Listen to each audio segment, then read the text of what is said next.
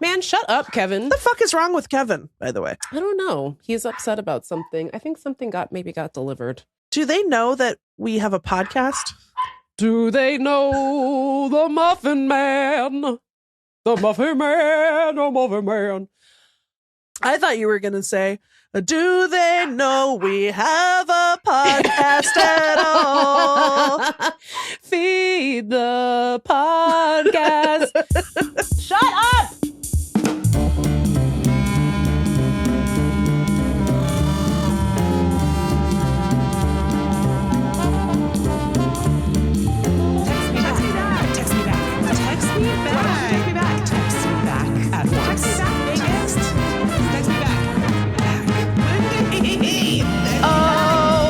Text Me Back podcast. Back. We lived. Yeah, we're better. I still have I have a little bit of a sniffly nose, but my brain is good. Okay. Well, no. Okay. It's back to baseline. Yes. Which we're not going to call good, but which is always like 60% worse than a normal human's brain. Sure. Yeah. So that's where we're at, which is our 100%. Yeah. Yeah. But yeah, that was rough. Yeah. You know, Meagan, in the Discord, no one has said this episode is terrible. They seem to like it.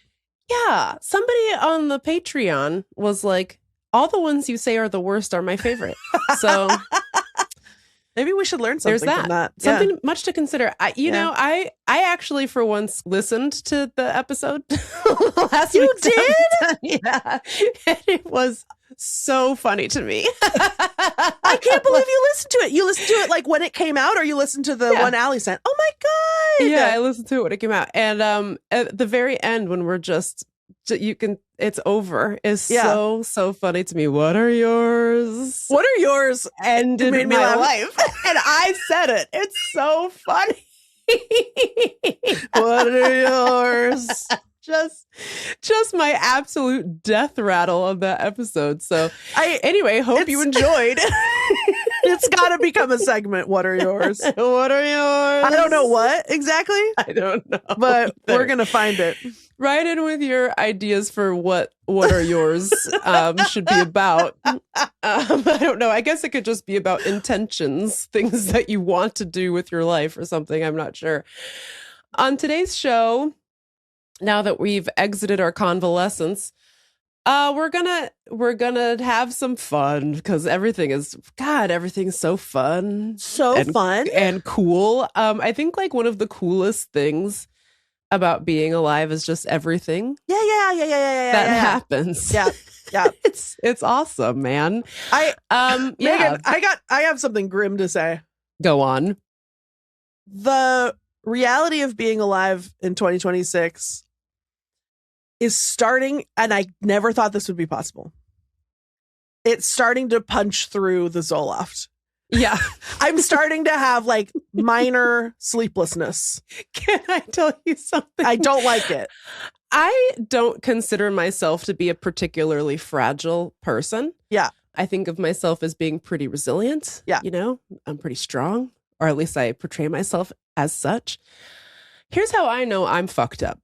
I'm crying at TikToks. Okay. I'm bursting into tears. Okay. Yeah. At the schlockiest garbage that is getting served to me. Like, so I got served this video where it was like, what? The cat pooped. Anyway, it smells so bad. Why did you do that?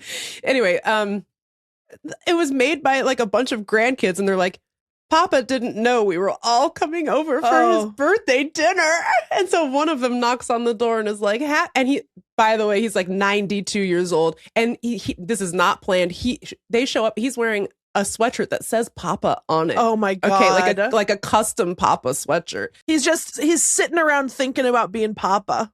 Literally. And okay, so to get into this. So the first kid knocks in, she's like, Papa, happy birthday. And he's like, oh, it's so good to see you. And they go in. And then the second one comes and he's like, oh my God, I wasn't expecting you. Then the third and the fourth grandkid all shows up. One shows up with a huge pizza and Papa's losing his mind. He's so excited. It's like the best thing that's ever happened to him.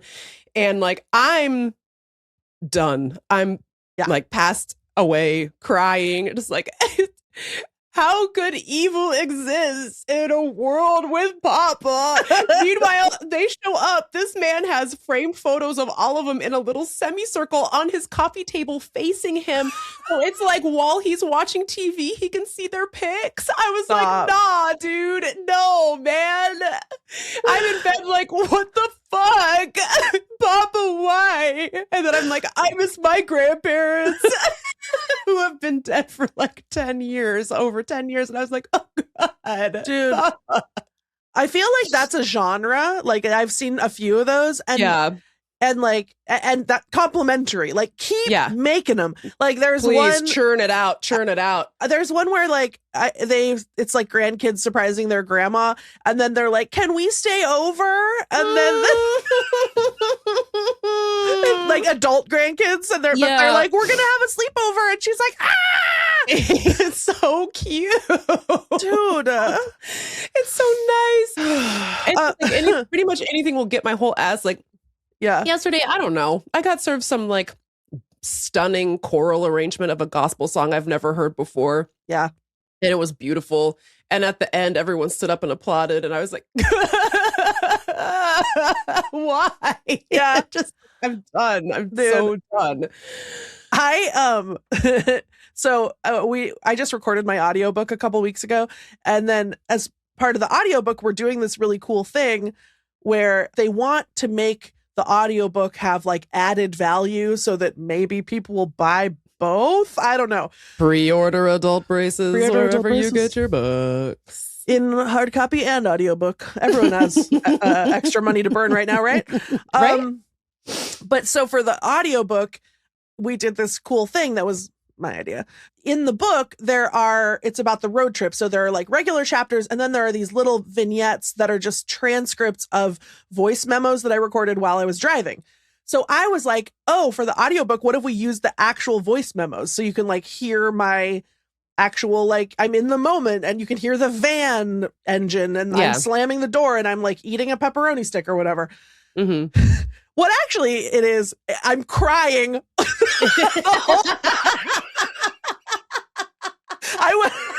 Which I didn't know. I didn't remember. And I just like used a transcription service, like electronically transcribed it, the pre AI, I'll have you know. And so then I just like read through it, grabbed the parts I wanted and put them in the manuscript. Then I have to actually go through the files, and I'm editing these audio files, and I'm like, oh boy, because this is pre-Zoloft West. And I'm just like, I mean, it's really funny. I'm like, okay, so I'm leaving Yellowstone National Park, and I'm driving by a river, and there's a little island. And when I was a kid, everything seemed so beautiful. Like I could just live on an island in the river.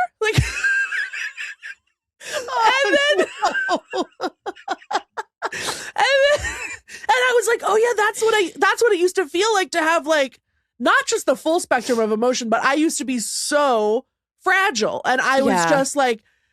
The tears were like right like a millimeter under you kept those things on you. And then locked and loaded. So like the crying, it's like it's intermittent. Then I get to the very last voice memo, the last night of the trip. And all the other ones, they sound like this, like, okay, well, I'm driving and oh my God, there's an antelope.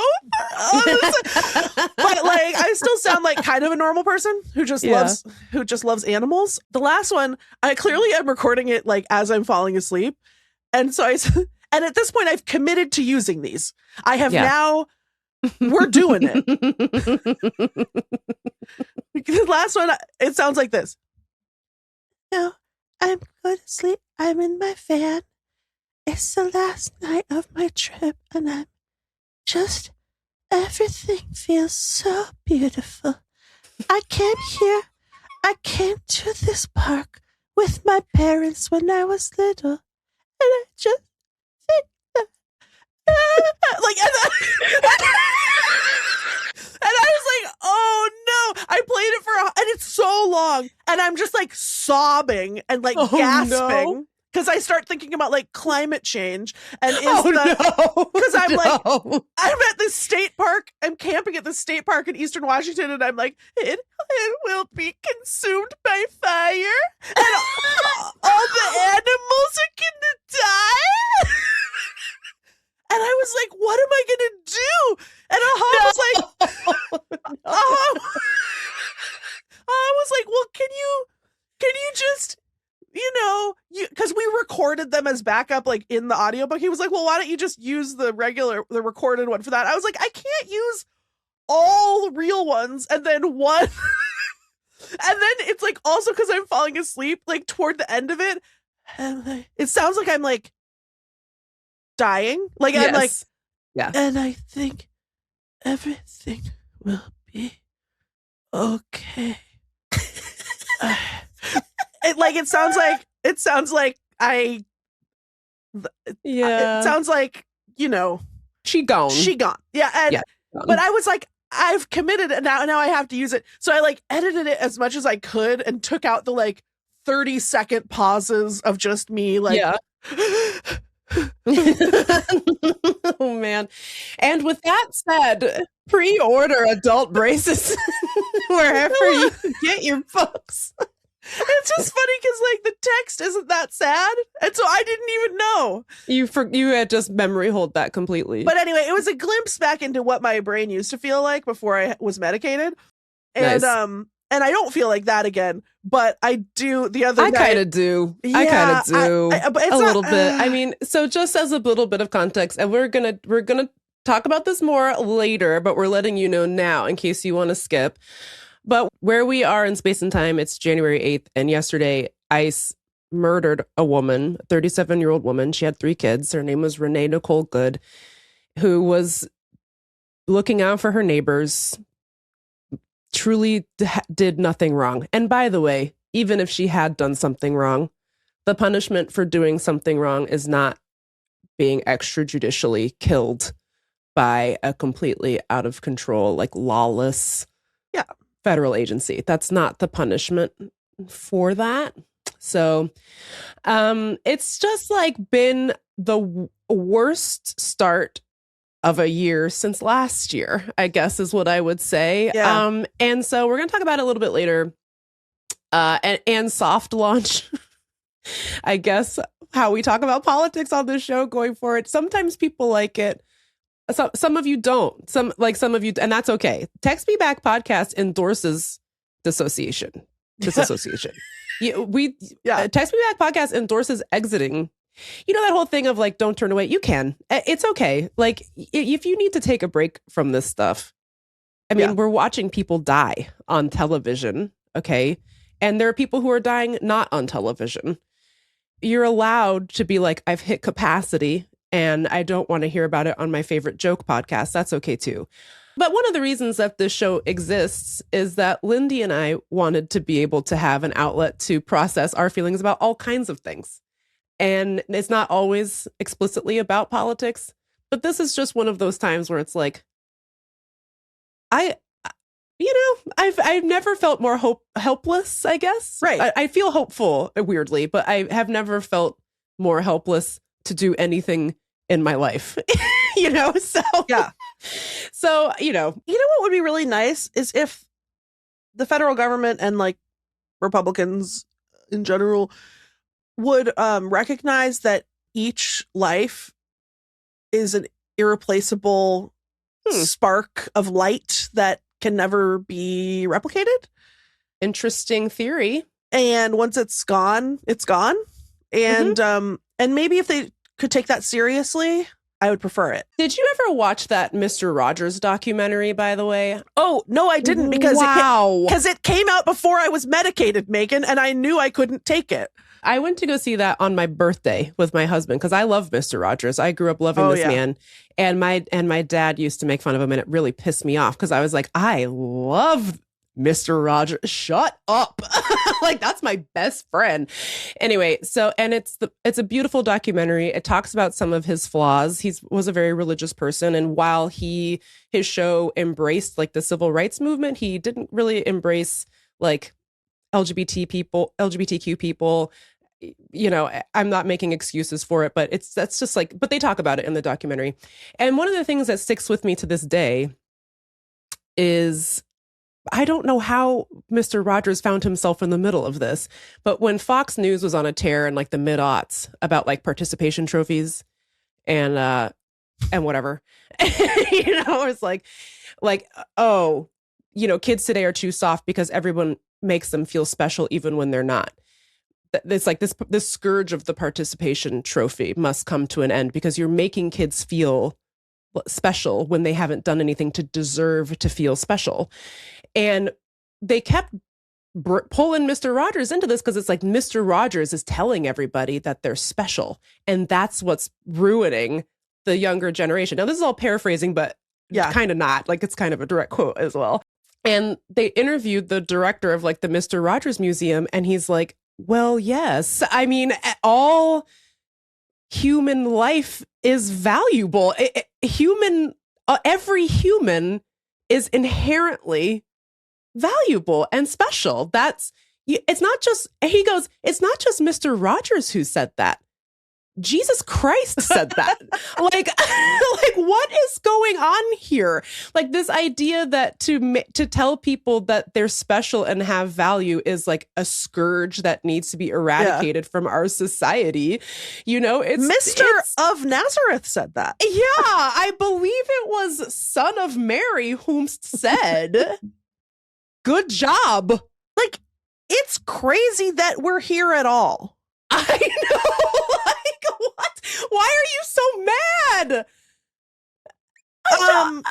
And also, by the way, and this is hard for me to wrap my head around because on some level, I feel like I'm the only person.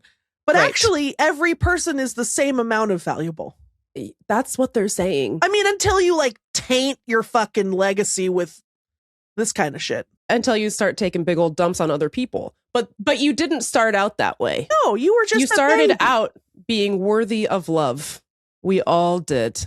Okay. Anyways, so this whole thing is just a fucking shit show. I guess we're going to start our show now. But what I want to say is thanks for listening. I know we've said this a million times, but to the extent that this show helps you feel better about being alive, that makes me feel really good. Yeah. And happy, because I've never in my life, and by the way, I lived through the Bush administration. Okay.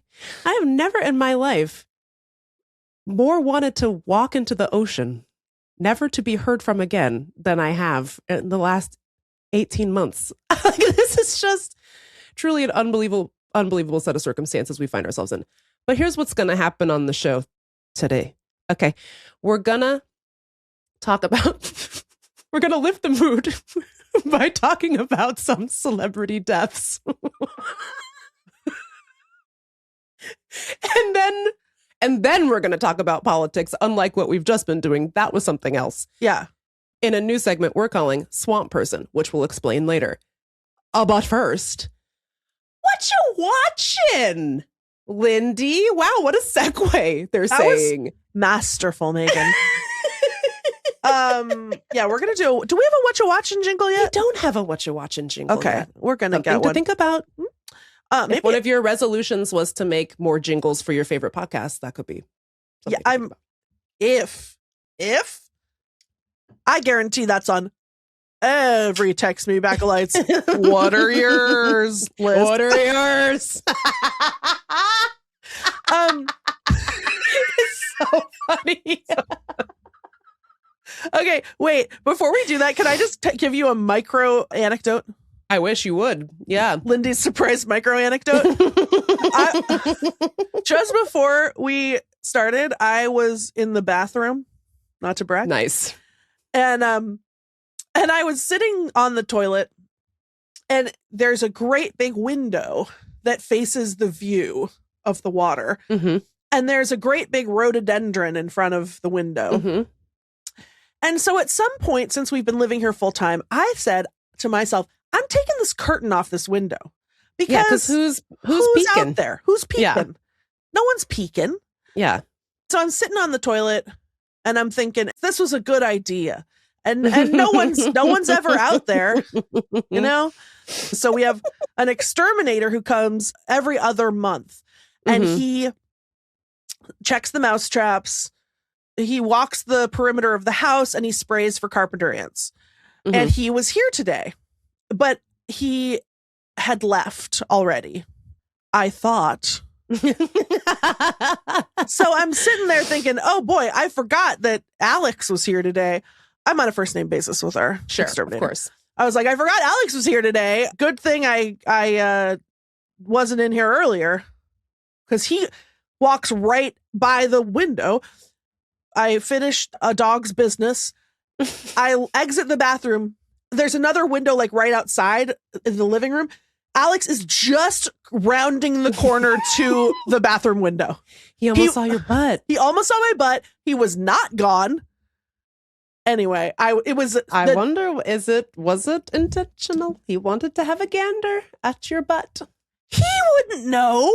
Parentheses sexual. No, how would he know? Meagan, how would he know? Meagan, I have a professional relationship with the pest control man.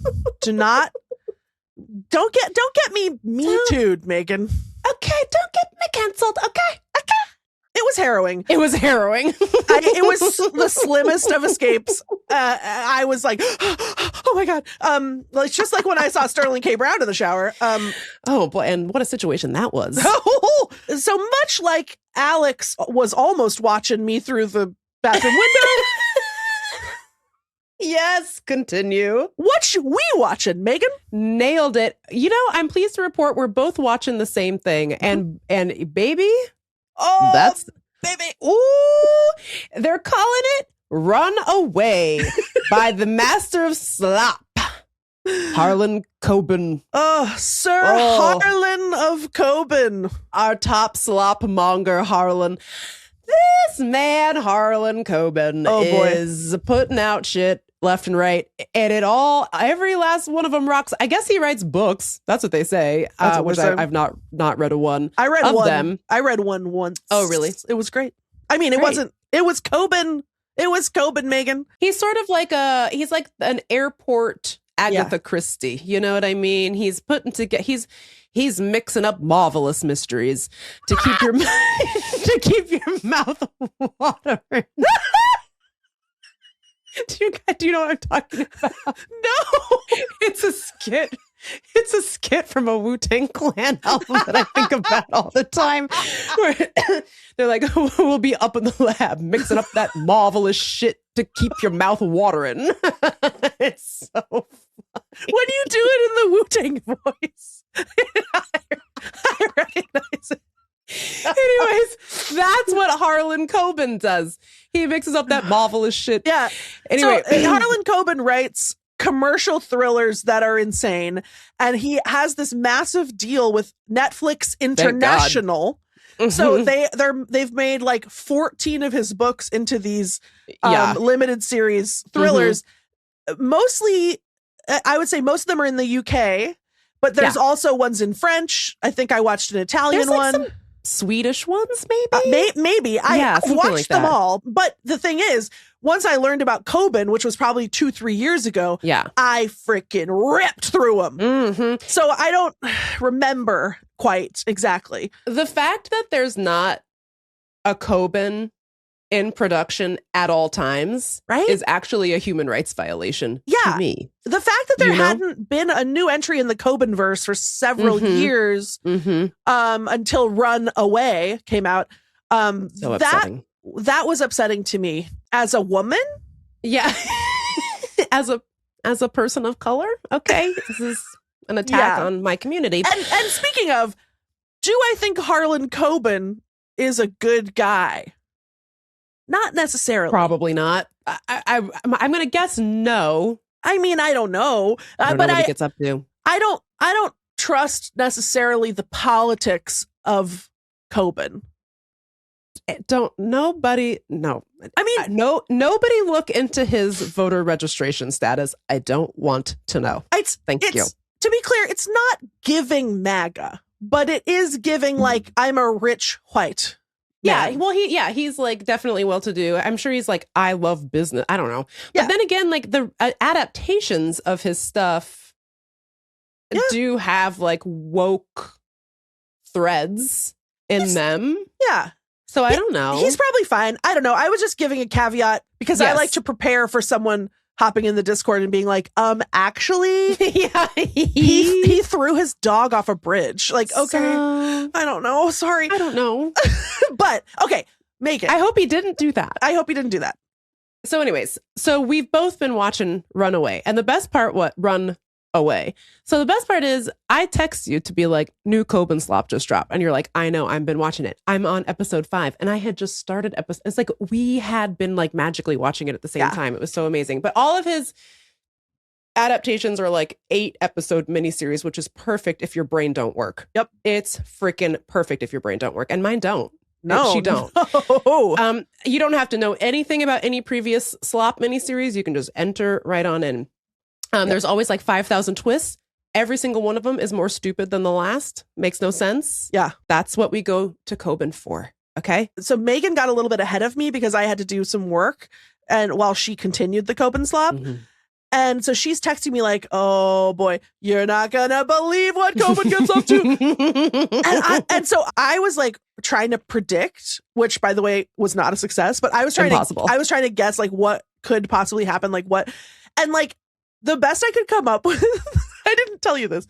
The best I could come up with was like, is the old lady that keeps popping up, is she the daughter wearing a rubber mask? Is the baby the grandma? Because that's the kind of shit that happens in the Copenverse. Like it wasn't a far-fetched idea. Well, so we'll try. I guess we'll try to avoid spoilers, but like if you really don't want to know anything about Run Away, I guess you could just skip this part. But we'll do our best to try to avoid. But basically, the premise is this young girl, college age girl, is like missing kind of, but she's addicted to drugs, and she has this like a shitty man in her life, and who her parents hate because they think that this guy got her hooked on drugs, and she like drops out of school and kind of disappears. Yeah. And the family is in crisis because they're like, I don't even remember what her name is. Paige, where's Paige? They've got 3 kids and they're like hyper focused on Paige, which makes sense. She's like in the throes of addiction. But they have another kid who uses a wheelchair, and the actress in real life has Ehlers-Danlos syndrome. Oh. And so it's like, well, you have this other kid who also needs additional physical support. Yeah. You guys are just like, where's Paige? Where's Paige? And then they have a son who they just kind of don't really give a shit about at all. Yeah. So then the guy that the parents hate, his name's Aaron, except they all pronounce it Aaron. For some reason. Because they're British. / Irish, depending on who we're talking about. Anyway, so he's murdered. And then the whole thing is like, who murdered Aaron? Which is so weird because like in real life, the cops don't give a fuck. The cops would not give a single fuck about a drug user who died in a council flat. They would just be like, whatever, and then pack it up. But this is Coben, baby. Okay. So it's just kind of about the twists and turns of like who killed Aaron, and also where's Paige? The cops are so obsessed with who killed Aaron, which is like so crazy because they will not let it go to the point where they're like harassing the dad. Yeah. Of the missing girl. Not looking for the missing girl at all. Don't give a shit at all about it. So much happens, and one really fun part, I thought, genuinely. So the main detective is played by the guy who plays Dean Thomas in the Harry Potter movies.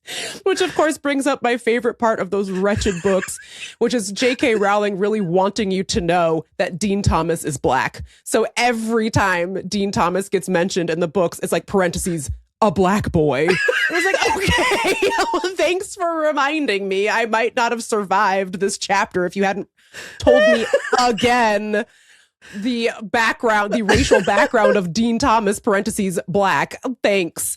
Anyway, so he's in it, and oh boy, is he handsome. I was feeling weird about sexualizing Dean Thomas, a black boy. Because I was like, that's a kid.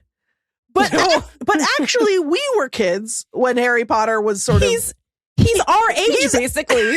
He's like 38. And I was like, oh, I could totally kiss him. Yeah. That's perfectly legal. That's my boyfriend. Oh. Megan, he turned into the handsomest man I've ever seen in my life. It's crazy. You know, everybody always says that about old Neville. Right. Longbottom, which is not wrong. Sure. But don't sleep on Dean Thomas. Oh. Neville, no matter how long his bottom is, he's got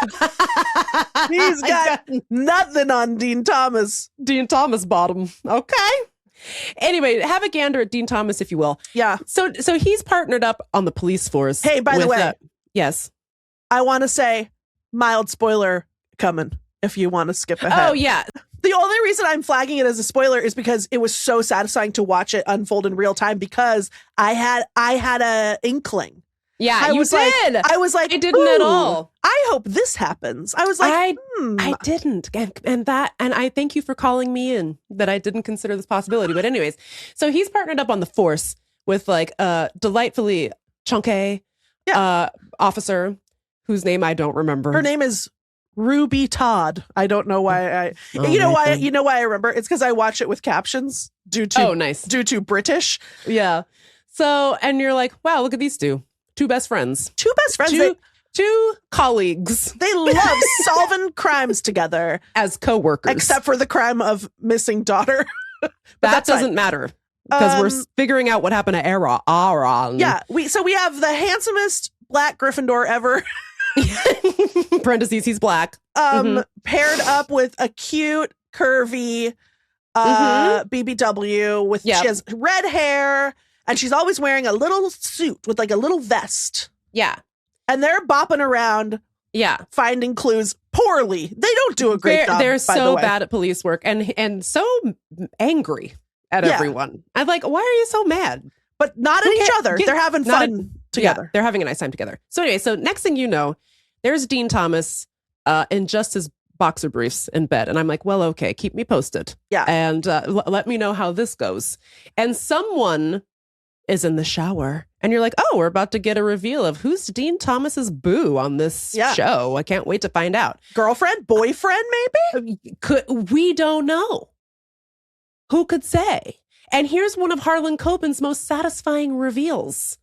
It was the chunky lady cop. He's boning the chunky lady cop. It's so satisfying. Yeah. I said, yes! It's rocks. It was so fun and great. Yeah. And like, I know that like, representation isn't everything and whatever. And also this is not my battle to fight. But I just was like, after having to watch all of Hollywood turn into a femur. Yeah. Thank you for giving me this chunky lady cop and her hot boyfriend. Thank you so much. The previous Coben that I watched, I can't remember what her job was, but the lead was so absurdly cast because she just looked like a model, but she was like, she had some job. She's a construction worker or something. And I was like, no, she's not. So I feel like maybe they got some feedback on that. And anyway, this was pretty good. But I was watching the chemistry between these two earlier, just like having fun doing police work. And I said to myself, I wish I lived in a universe where these two characters were having a secret romance. Yeah. And then when he's lying on the bed in the boxers and there's someone in the shower and you can tell they're going to do the boo reveal. Mm-hmm. I did some like TV math and I was like, it really doesn't make sense for them to introduce a new character right now. Yeah, it kind of doesn't. Yeah. And I was like, oh my God, it's happening. I think it's happening. Yeah, I think I briefly was like, is it the mom who was played by Minnie Driver? I was like, is he boning Minnie Driver? And like, that's why he hates the dad so much. That would have been a great Coben twist. But anyway, this chick came out. Now, she came out. I'm screaming, jumping, pumping my fists. Now, do they ever kiss? No. Not really. I don't think they do. Do they? I don't recall. I don't think so. Like, it's not a heated rivalry situation, which, by the way, someone's requested that we talk about. The more people insist I watch that show. Oh, well, you don't need to watch it, but I sure watched it. Boy. And actually, a lot of people need to understand that they made it for me. I alone have a relationship with these characters who are my sons. Yes. On one level. But also they are my boyfriends, but also they're me. I am them. Yes. Mm-hmm. That is what the Catholics call the Father, the Son, and the Holy Spirit. Literally. So that's all we can say about heated rivalry today. But anyway, Coben doesn't really do that kind of business, unfortunately, because I would watch a heated rivalry. Yeah, there isn't a lot of sexy times happening in Coben in general. No, not at all. Not that I recall. It's like so lurid and insane. But there's no butts, no sexuality. Yeah, which interesting. Is fine. I never thought about that. Mm-hmm. I get mine somewhere else. Parentheses heated rivalry. That's where I go to be reminded that about butts. Yeah. Oh, the butts. Although, oh my God, the scene with Dean Thomas's butt where she's like, "I like your butt." And the other thing that's so great about their chunky slim crossover romance is that they really set it up like the first couple episodes before they do the reveal, where they're constantly talking about how he's the hottest man alive. And, like, all the women want him, like, and the witnesses that they're interviewing are like, oh, he smells so good. Yeah, and I bet he does, dude. I bet he smells amazing. I bet it does. It says on Wikipedia that he has a girlfriend in London, but is that like, oh, my boyfriend's in Canada, you wouldn't know him? I think so. No. Come on, Dean Thomas. What I'm saying, I remember when you, maybe this is inappropriate for me to bring up. Go on. I just remember when Meghan Markle got introduced on the scene, and you were like, if I knew he was looking for a biracial 40-year-old woman from the West Coast named Megan. Yeah. Hello. I'm right here, dog. I don't know. I'm right here, big dog. I don't know if you're still interested in the Spare, but that's no, I guess not. I mean, you can. And he's looking kind of rough these days, and he dressed like a Nazi that time. That was bad. But anyway, all I was gonna say is that's how I felt when the chunky chick hooked up with Dean Thomas. Yeah, exactly. A black boy. Why did J.K. Rowling do that? That bitch is crazy. She's fucking crazy. And anyway, and then there's this really funny scene a couple episodes later where Dean Thomas is like, I want to tell everybody that we're dating. And she's like, no. It's so funny. That's called Chunky's revenge. She said, absolutely not. I'm embarrassed. No, she doesn't say she's embarrassed, but it's very funny. She's just she's like, I want to keep doing police work with you because I love you, but I love poorly doing police work. I love waiting for someone to solve this crime for me and bringing me all the evidence in an envelope. And then you and me can touch butts after that. Anyway, if you like the worst shit you've ever seen, that is also the funniest. Oh my God. With some very satisfying and psychotic twists, I couldn't possibly recommend Runaway highly enough. It's so crazy. We were texting each other about this, and I just was like, baby, wait till you see what Aaron gets up to in episode 7. I've watched this one scene on repeat 8 times in a row because it's so funny to me. I want to spoil it so bad, dude, but it's just not how anything works. I mean, like, that's the best thing about Coben is that he seems to sort of have a vague idea what's going on out in the world. But I think at this point he's so rich and so far removed from it that it's like It's a little bit like an alien trying to explain to you what's going on TikTok, I guess. Like there's this scene, this is not a spoiler, but there's this scene where the brother needs money, and we're not totally sure why. And he goes and he posts his sister's guitar online to sell. And somebody like is like responds to the ad like, I'll buy it or whatever. So he goes to a pub to sell his sister's guitar, and the interested buyer is like, oh, what kind of songs you play on this? You play Taylor Swift? And he's like, yeah, that was my sister's favorite. And he's like kind of spilling his heart to this potential buyer. He was like, he's excited to talk about his sister. He's a little bit sad to be selling her guitar because she's missing. And, you know, this is something he has of hers. Right. It's an emotional moment. And the guy, I don't know all the references, but the guy's asking me like, well, did she play this song on it and this song? And like, what about this, you know, other like corny Ed Sheeran song or something? And he's like, yeah, all those. She loved all those songs. And the guy goes, I'll take it, and gives the kid the money. And the kid's like, oh, I'm just so glad that it's going to someone who's going to, you know, like love it and love to play the same kind of music on it as my sister. So the kid who buys it grabs the guitar and immediately smashes it into a billion pieces on the ground right in front of the brother's fucking face. And then he's like, did you get that? And everyone's like, ah! Like got his ass. And like then they like post it on TikTok or something. They do this thing that like this sort of lazy writing thing where one of them is immediately like, dude, this is gonna go viral. Meanwhile, like while still in frame, the brother is picking up the pieces of the broken guitar, and they're like, I'm gonna post this on TikTok, it's gonna go viral. And then the kid walks out with all of the broken pieces of his sister's guitar, all sad. Like, which, by the way, those don't belong to you. You sold those shards to someone else. Yeah. So he's like walking sad through the shot, by the way, to leave the pub. And I'm just like,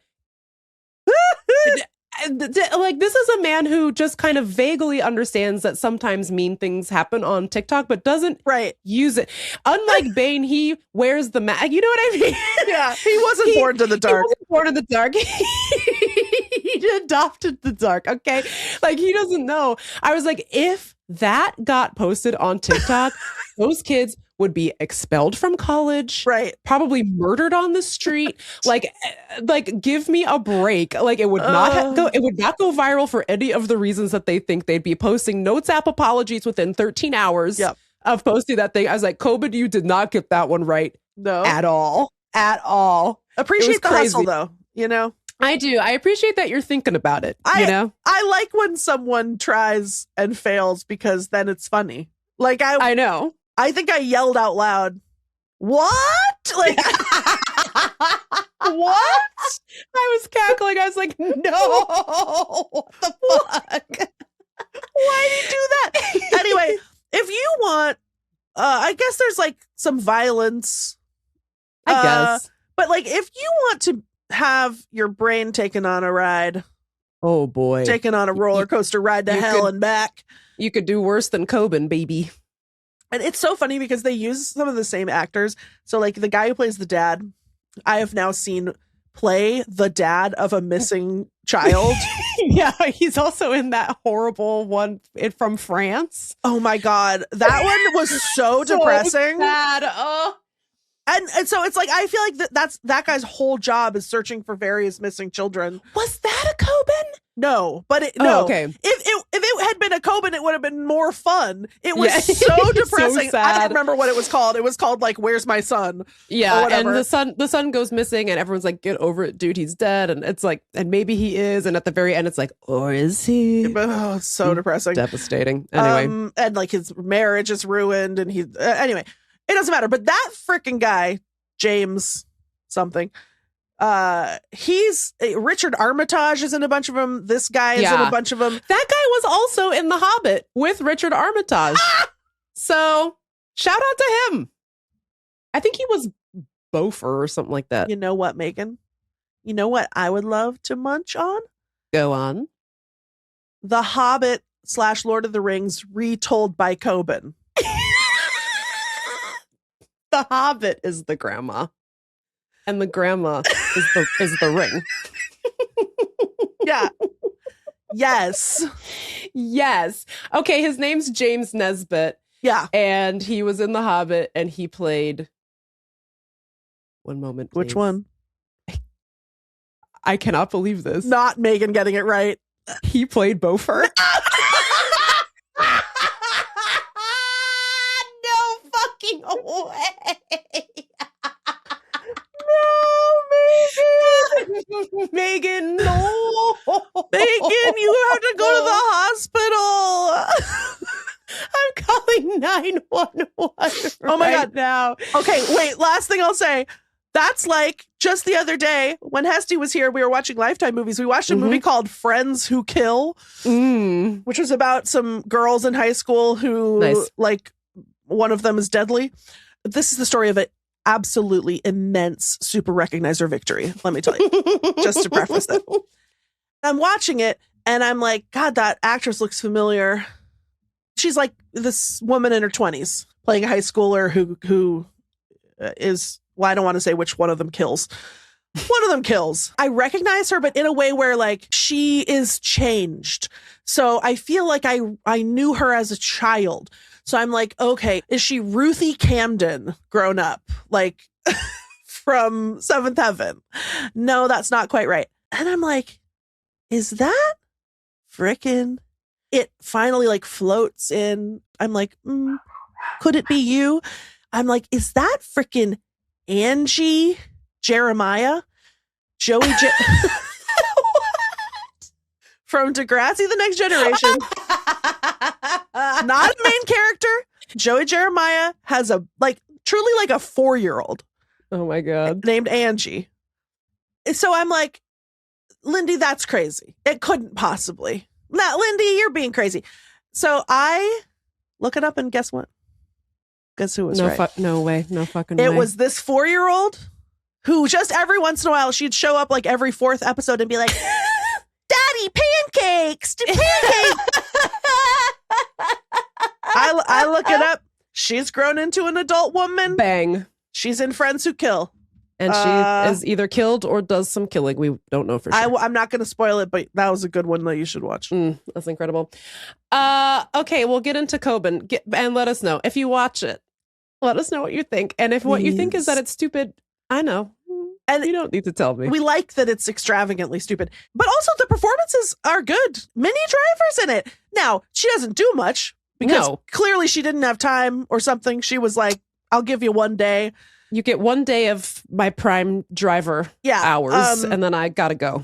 I guess I won't say why she's absent for a lot of it, but anyway, if you watch Run Away and you can identify the scene at the end that Megan is referring to when Coben goes into turbo mode, when Coben slams the NOS, when Coben does his big one. Yeah. Write in and tell us what you think it was. Yeah, send us a screen grab. Because you'll know. I got it. Yeah. When we finally got there, I was like, oh, that was it. There you go. Nailed it. But it was getting closer and closer to the end, and I was like, what if I missed it? What if I don't get it? Impossible. Yep. Impossible. So let us know. And let us know what you're watching these days to take your mind off of life. Keep us posted. Okay. Take a little breaky break. And we'll be right back with celebrity deaths.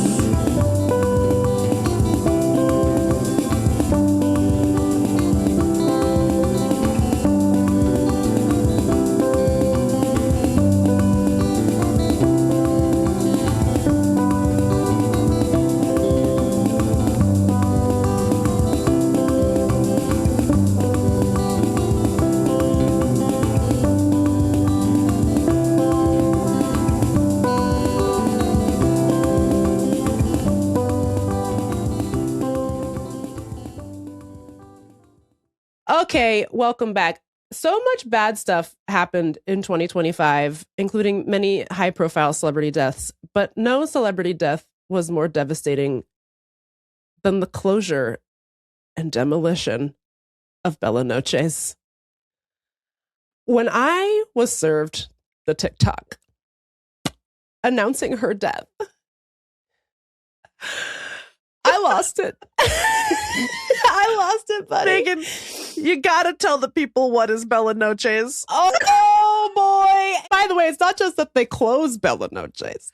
Yeah. They tore down the building. Okay. They obliterated it. They obliterated Bella Noches. So if you don't know what Bella Noches is, oh my God, get online more. Increase your screen time levels. I would say that Bella Noches gotta be top 5 favorite viral videos of all time. It's 2 women being interviewed outside of a club in Louisiana called Bella No. By the way, the name of the club is Bella Noche, but not anymore. Because there was a shooting at Bella Noche that night at the club, and these 2 women are standing outside, but one's doing all the talking, and she's like, "It's upsetting to me and my homegirl." Because if you were beefing at that wedding, you should have been beefing at that wedding. Don't bring that into somebody else's club. So basically, she's upset because there was some beef happening at a wedding. They go to Bella Noche for the after party, and then they continue the beef, and the beef results in a shooting. Nobody died. I'm almost certain nobody died. So you're allowed to laugh. Anyway, and she goes, "It's upsetting me and my homegirl because we feel like, well, damn, if you can't go to Bella Noche, what the hell could you go?" And it's just so beautiful to me, because if you can't go to Bella Noches, then where the hell could you go? It's such an important question. You're just trying to have a nice time with your homegirl, and somebody brings their wedding beef to the club. It's not okay. It's against community to do this. They're just trying to have a nice time. The pain in her voice, realizing that Bella Noches is no longer a safe place to have a nice clubbing evening. Yeah. It's devastating, dude. Imagine how she feels now. I know. And so this video, I think, has like a 1 quadrillion views on YouTube. And by the way, the lady is still around every year on the anniversary of like the video. She's like, "What's up? I'm still alive. You can't go to Bella Noches. Where the hell could you go?" And it makes me happy. At the end of last year, I get served a video. Someone's lip syncing to the sound. "If you can't go to Bella Noches, where the hell could you go?" And then they pan out and the building is demolished. It's just rubble. And I was like, wow, where could you go? Because it's gone. They got her. They got Bella Noches. In 2025, they got to take from us Bella Noches as well. As if I already didn't have places I could go, and they took the last place I could go. If we make like celebrity deaths a recurring segment, we should call it wait, what does she say? It's upsetting to me and my homegirl. It's upsetting to me and my homegirl. That should be the name of the. It's upsetting to me and my homegirl is the segment. So, of course, I texted Lindy and said, they got Bella Noches. Because if you were beefing at that wedding, you should have been beefing at that wedding. Don't bring that into somebody else's club. Think of the homegirls, you know? Hello? It just feels like society is deteriorating. Yeah. Community is collapsing. Yeah. And Bella Noches is like a metaphor for something bigger than all of that, you know? And it's gone now. To me, it just feels like if Bella Noches is gone, do we have a country anymore? Right. And I'm kind of not even joking. I know. Do you know what I mean? It just kind of feels like the end of something that used to exist. You know what I mean? It's like this video, sorry to get serious, but it's like this video is like pre-AI. It's still when human beings were using the internet for lots of different things, not all of it good, but human beings were involved. Do you know what I mean? Yeah. And people were going places and theoretically having a nice time or trying to. And now Bella Noches is gone. The internet's kind of gone. Nothing exists. There's only six companies. So it's just like, I don't know. Weirdly, Bella Noches got me. I was so sad about it, so I just wanted to share my grief with the listeners. I know. It's like specificity is dying. Everything is just becoming one thing. Yeah. I liked it when there were lots of different things. So R.I.P. Bella Noches. I know. And if you're planning on showing up at the Bella Noches wake, don't bring your beef. Keep the beef at that wedding. And if you're a homegirl, write in and let us know where you're going now. Where are you? Because where could you go? Because that's where I want to go. Yeah. Too. Let us know. Yeah. Okay, we're going to take another break. And then we're going to talk some more about politics. Sorry in advance. You can skip it if you don't want to listen. We understand.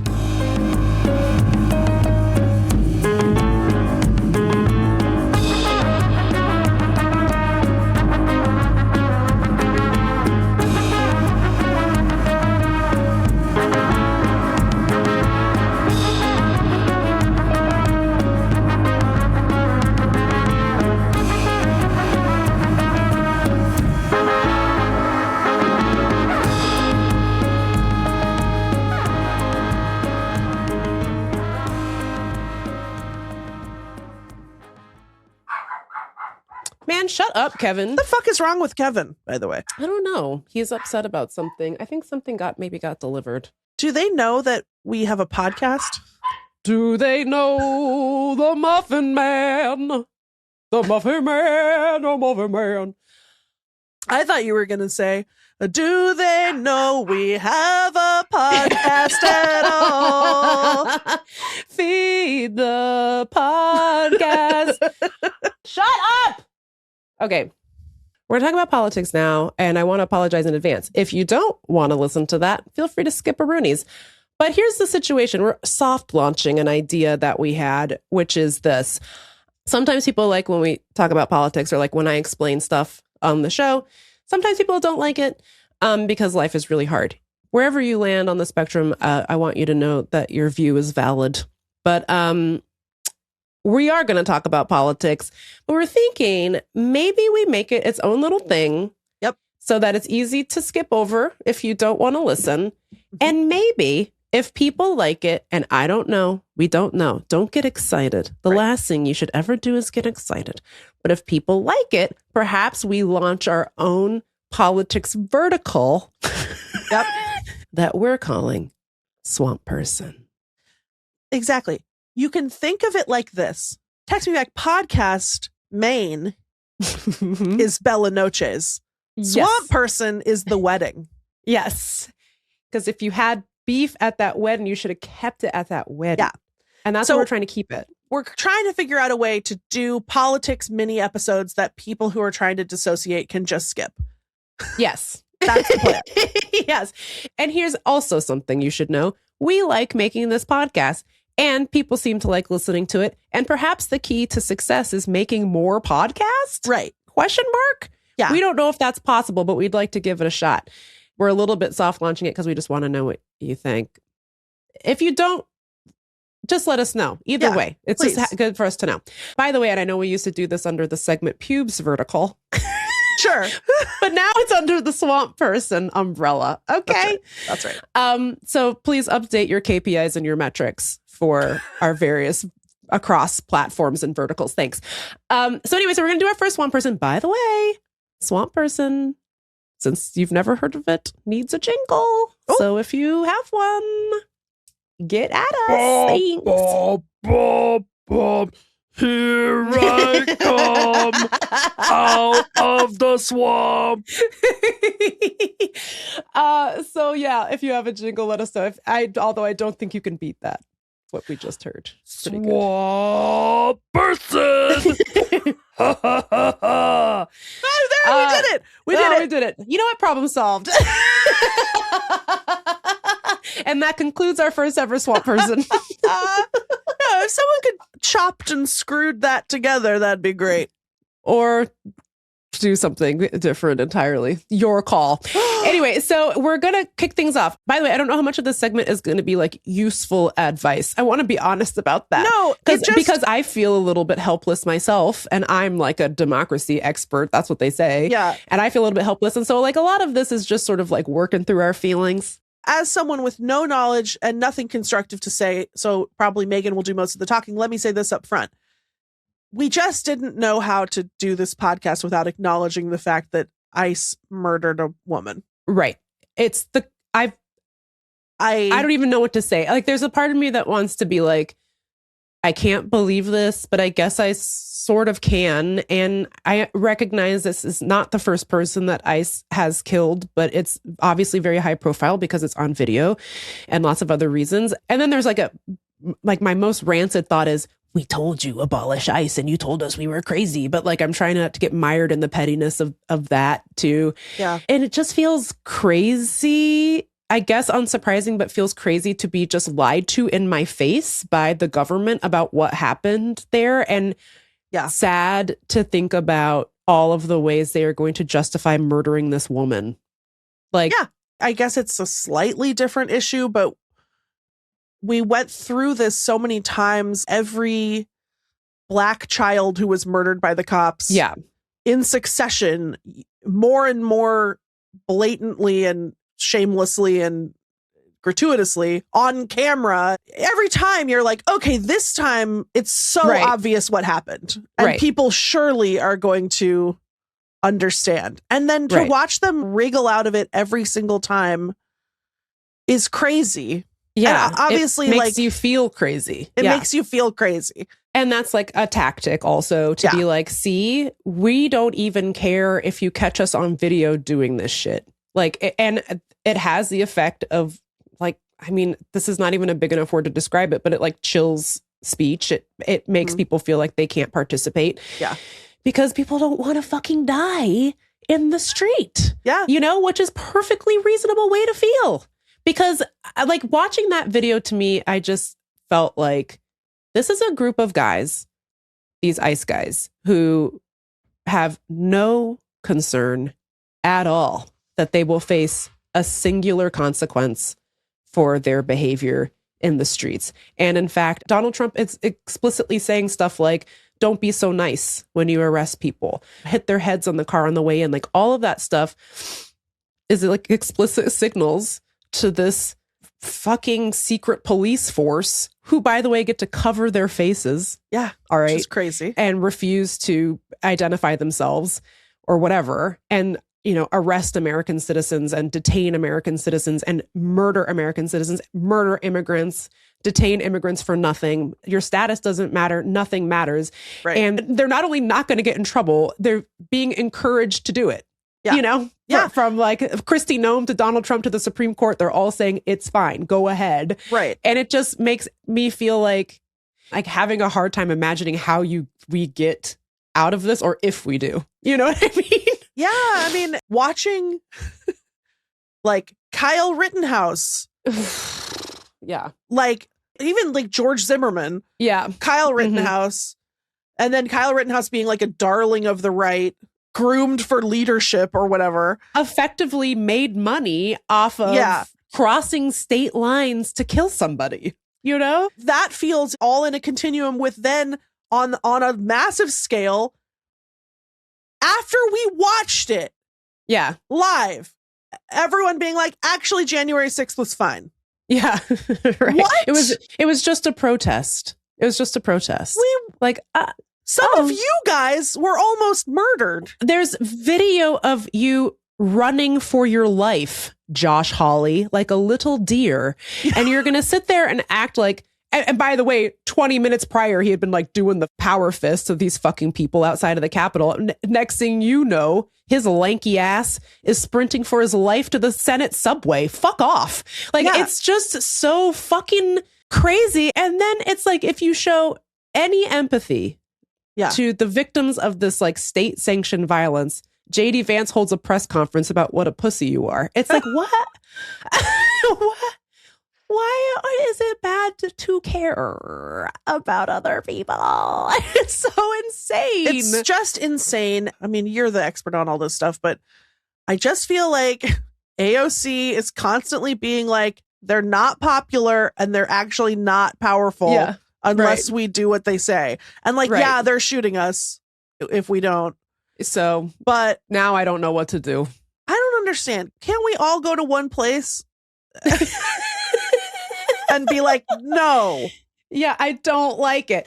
Instead of like whatever it is that Hakeem Jeffries and Chuck Schumer do, which is like they commented on this. It's not like they're ignoring it or whatever. They said like, what the fuck, basically. But still, the reporting is that like in the lead up to the midterms this November, their Democrats' plan is to not really focus on holding Trump accountable at all and focus on affordability and healthcare. And, you know, And it's just like, I'm not saying affordability and healthcare aren't important. Like everything's too expensive and everybody is dying of preventable diseases. I'm not saying that's not important. What I'm saying is it is okay to say two things. You can say more than one thing. Yeah. You can say the US government murdered one of its citizens today, and the agency responsible will not exist in 2029 if you elect us, because this is crazy. And also, we will hold accountable everybody in the administration who had anything to do this, from Donald Trump to Kristi Noem on down. We are not just going to let this go and fucking restore the ACA, which really wasn't even that good in the first place. There was some good stuff in it, but give me a break. Okay. We're not just going to restore the subsidies, which is important. Like people are getting priced out of their healthcare. Like mine doubled. It's $1,600 a month now. And I'm on like the cheapest plan. So like, I'm not saying that's not important. Like say that, talk about that. That is important. And also the government killed somebody. Yeah. Yesterday. You can say two things. You can acknowledge that what is going on here is a 5-alarm fire. It's fucked up and you're going to do something about it. And while we're at it, we're going to make your life good. Yeah. And we're not going to do 8 other wars for no reason. Like, what the fuck, man? Here's what pisses me off about it. And this is probably, speaking of swamp person, it's probably too swampy or so whatever. But the people love it, I think, when you do swampy. The role of Congress is not just to legislate. That's a role of Congress.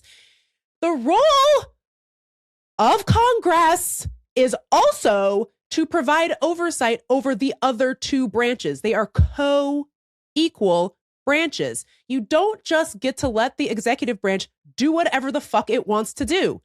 That's bad. If you do nothing, the message you send, not just to future Donald Trumps, but to the American people, is that nothing can be done about this, which is not true. It is not true. Congress can exercise oversight over the executive branch. Congress can exercise oversight over the judicial branch as well. Hello. And when you don't do that, people get the idea that Congress doesn't have the power to do it. And then you don't. And then everything is bad. Hello? Like, it's really not that complicated.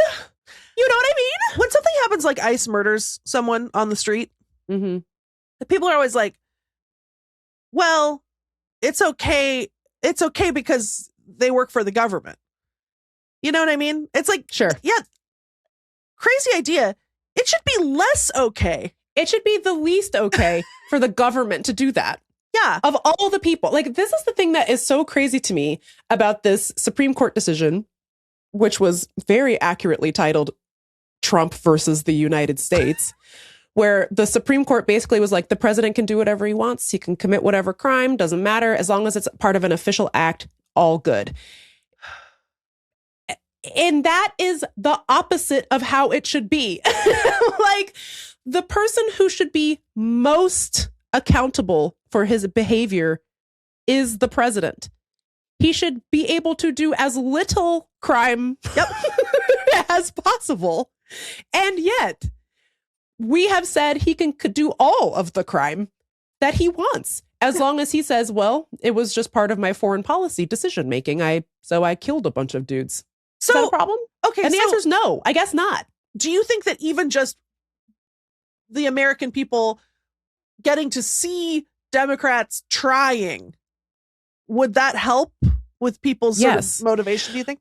Well, look, so we're in this situation currently where, like, I'm not even complaining about what they are or aren't doing right now. I get it. It's a Republican trifecta. There's not much you can do. They're trying to take votes on like limiting Trump's war powers, whatever. You know, some Republicans still think that that is bad, that he fucking kidnapped the president of Venezuela without congressional approval. By the way, just to clear something up from last week, it's not that I support military action with congressional authorization. It's just that if you're gonna do a military operation, you should at a minimum get the constitutionally required congressional authorization. Okay, so just to clear that up. Perhaps the representatives of the people should weigh in. Keep me posted. But what I'm saying is there's not even a discussion being had like on the campaign trail about what would be done in a theoretical Democratic trifecta in the future about this issue. And it's because they've all decided that the only thing that they are allowed to talk about is affordability and healthcare. And I'm saying it's possible to care about more than two things. You could care about three things even. Huh? You know what I mean? And so I think the issue is not just that like Republicans don't do anything when they have legislative control, or like when they engage in oversight, they engage in like stupid or racist shit. Like Nancy Mace is trying to subpoena Ilhan Omar's marriage records or something to try to prove she did citizenship. It's like stupid shit like that. Like that's how they spend their time when they have the gavel, right? But when Democrats have the gavel, they spend their time also not doing much. Like that's the issue. Democrats had the gavel in the Senate as recently as 2 years ago. Like, why not force Chief Justice John Roberts to testify in front of, you have the power to make him testify in front of Congress and ask him, why is one of the associate justices taking free trips to Alaska on a PJ? Since when can justices accept gifts and fly places on private jets and private yachts, private vacations, and like that? That never happened. There was like hardly any attention paid to like the previous abuses of like the first Trump administration, because it's just like, well, we'll just move on. Like Biden's the president now, we'll just move on. What I'm saying is that's what got us into this mess in the first place. Not holding Richard Nixon accountable, pardoning Richard Nixon is one of the greatest political sins ever, in my opinion, because it just says it really doesn't matter. Yeah. We're just going to pretend this never happened and we're all just going to move on. It just isn't right. If you were president, you get to have special guy status. Yeah. So how funny, Okay. California. It's just so dumb. So anyway, that brings me to like one of the reasons we decided to do this today. And it wasn't just because of this situation, but somebody actually sent us an email. Her name's Laura Bjager Rabel, which I'm butchering. She's from Denmark, I think. And she wrote in and she said, Megan, you are my number one source for American politics and you're so good at explaining it. Thanks. Can you explain to your Danish listener parentheses S question mark? And Laura, I think you might be our only one, but if there are more of you, let us know. Can you explain to your Danish listener what on earth you guys in the US are thinking about Greenland? It makes absolutely no sense to us here in Denmark. Laura, girl, I don't fucking know. I mean, we all know the answer is we're not thinking like that our president is a maniac who just be doing whatever. Like that's the short answer to that question. Megan, I'm so naive. There was a lot of talk about Greenland right at the beginning of this administration. Yeah. Then they stopped talking about Greenland. I thought, He's they back on forgot. it. I was like, No. oh, they forgot about Greenland. Thank God. I guess we don't have to do that. And then it came back. Now it's back. Yeah, it's back. So I actually think it's kind of related to this conversation we've been having, where it's just sort of like he's saying the craziest thing imaginable, and basically you don't hear about it from Democratic leadership. And I get that it seems like a dumb thing to go to the press and be like, "What the fuck is this man talking about?" But it's actually a big deal. Like he's actually pissing off all of Western Europe. That's not good. He's like pissing off our NATO allies. Like NATO exists to, just long story short, exists to like prevent World War III. Okay. And he's threatening a NATO ally. Like if Donald Trump engages in some sort of military operation to seize Greenland, it would effectively like dissolve NATO. Hello?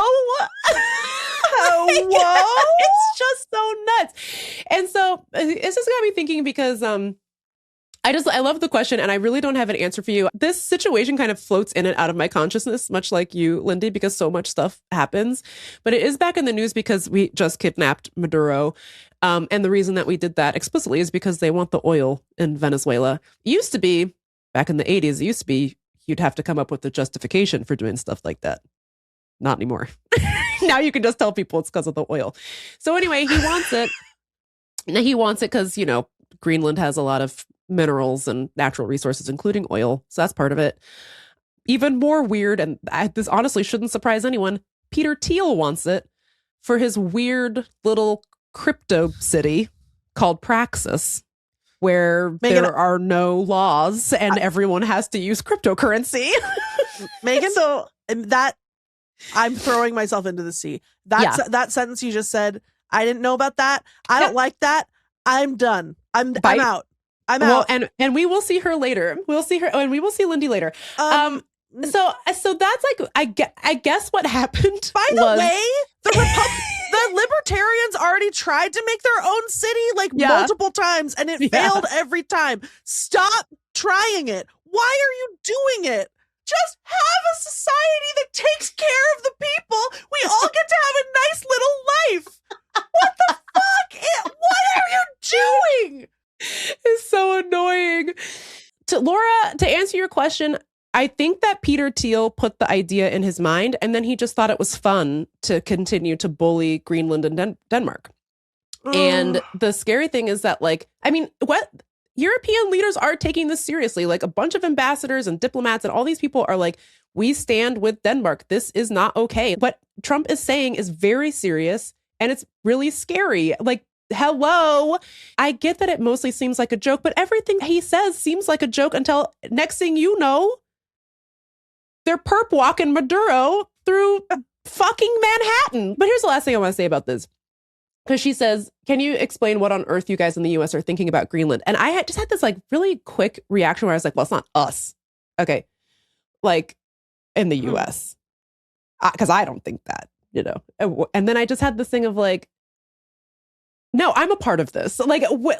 Yeah. I don't want to, on the one hand, I feel completely helpless to do anything about this, but I can't just sit here and act like this isn't being done in my name, with my money, with my tax dollars. You know what I mean? And it just reminded me of this thing that's been cropping up on TikTok that's been pissing me off, which is people in the comments now, some white person will do something crazy. So, somebody will post some angry Karen video or something.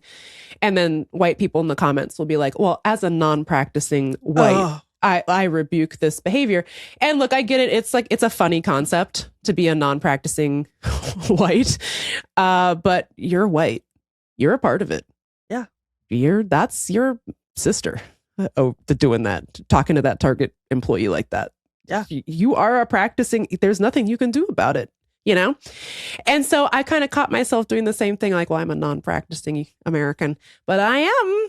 And I'm a part of this stupid shit show. And look, to all of our Danish listener, I just want you to know, I'm really sorry. I know that as one woman, there's nothing I can do, but I guess I just want to convey, it might not seem like it from the media, but there are millions of people who find all of this completely psychotic and abhorrent, and we're doing our best to try to turn this around. But I think the reality for people like me who want so badly to believe that the craziest people are the minority in this country is undoing what has been done just in the last 13 months is probably going to take 60 years.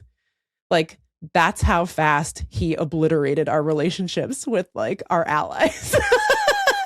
Do you know what I mean? Yeah. It's and even those just relationships between federal and state.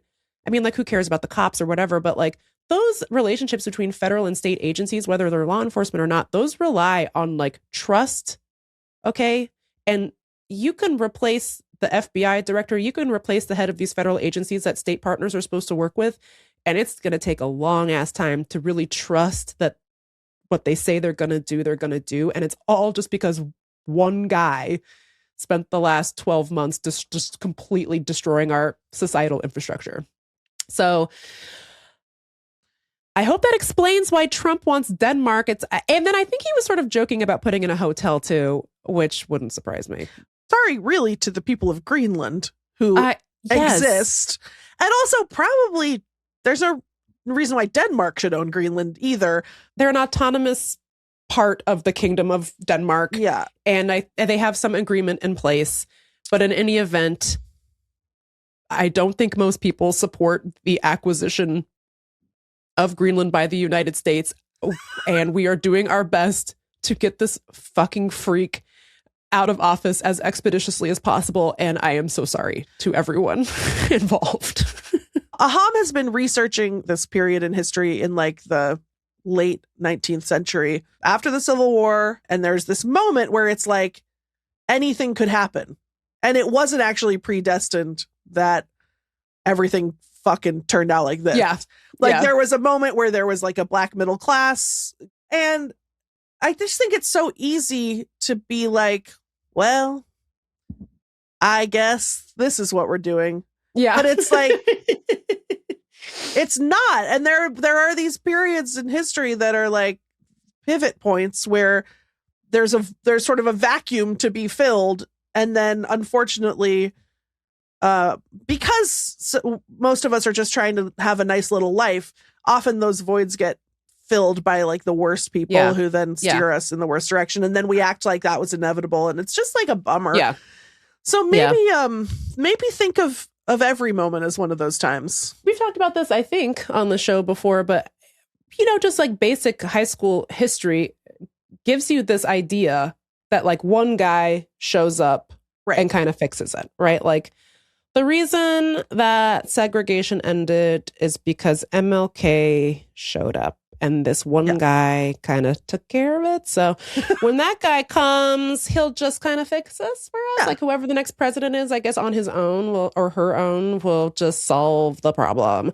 And I think like the one thing to keep in mind is that is not what happens. That has never been how it goes. It's always a movement. It's always a bunch of people. And it's always a bunch of people like refusing to accept the worst possible outcome. Right. And that is what we should be trying to do for the next 2 to 3 years is just like, I don't accept this. And I don't accept my elected officials like pretending this isn't a big deal because it is a fucking big deal. It's insane. I've said it before and I'll say it again. If you know of something that I can chain myself to, I'll do it. I'm ready. Call me up. I'm ready.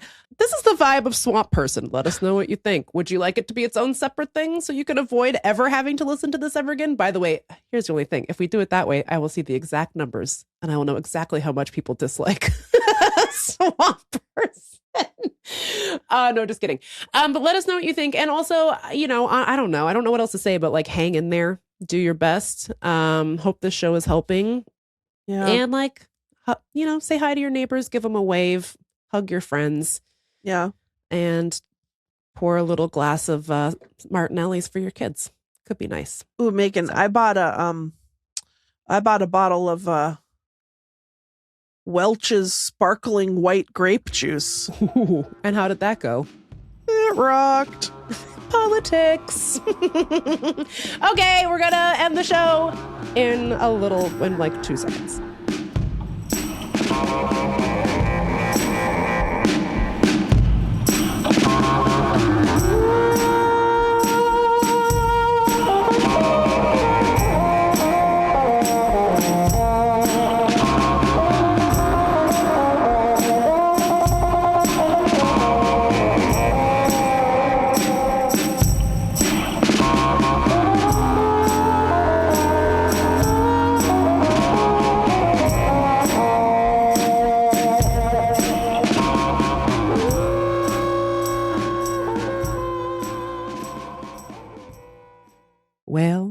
Well, that was a lot of talking.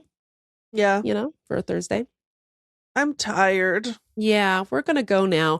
But before we go, we want to say once again, thank you for supporting the show. If you'd like to support it financially, patreon.com/textmebackpod. But can I say, if you want to support the show freely, it would have, just tell one friend about it. Why not? Send them the little linky poo and be like, download this, subscribe. Why Could be not? fun. Why not? What's the worst that could happen? You ruin all your friendships? Big whoop. You know what I mean? Also, if you want to support the show financially one time without joining the Patreon, how about some merch? Did you know we have merch? Did you know that we have Text Me Back t-shirts, mugs, tote bags ×2, and also a tiny little trinket dish that says my little items, designed by me? Okay, we hope you enjoyed this long ass fucking episode, and it was insane, by the way. I thought it was actually really good, which I don't know. maybe I shouldn't say that because apparently when I say it's bad, then people really like it. The episodes, when you say Text Me Back podcast is a good podcast, that's a recession indicator. So don't say that. Okay, we'll be back next week with more whatever this was. We love you. Mwah!